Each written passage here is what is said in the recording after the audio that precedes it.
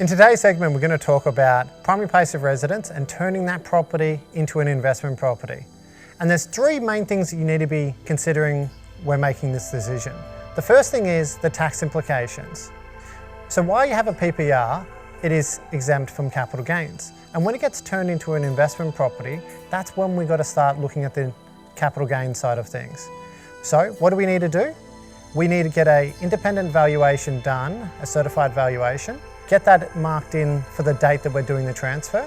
Then we may or may not have a 6-year exemption on capital gains, depending if we have additional PPR. From the tax side of things, get professional advice to make sure you do it properly.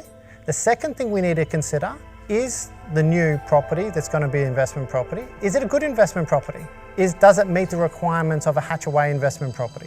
And the third thing is, are we letting our emotions get the better of us? And are we making an emotional decision around keeping the property rather than a rational decision?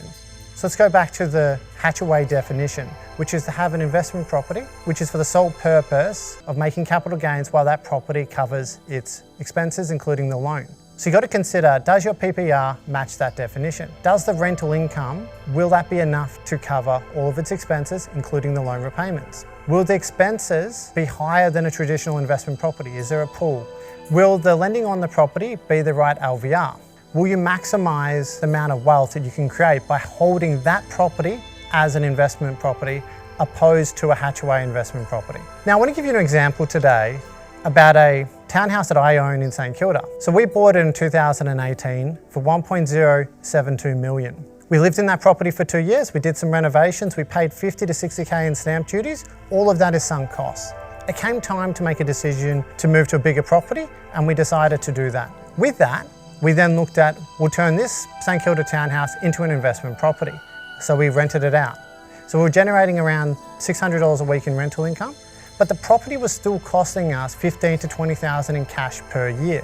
Then fast forward to 2023, we sold the property at a loss. When we look at that property and we take out the emotional decisions around keeping it, we decided it was better for us to have a pure investment property, a Hatchaway investment property, than to keep a lifestyle property that was no longer used for lifestyle reasons. So we removed the emotions and we made the best investment decision for our wealth creation. I'm Gary Brown. Keep learning and take control of your financial future.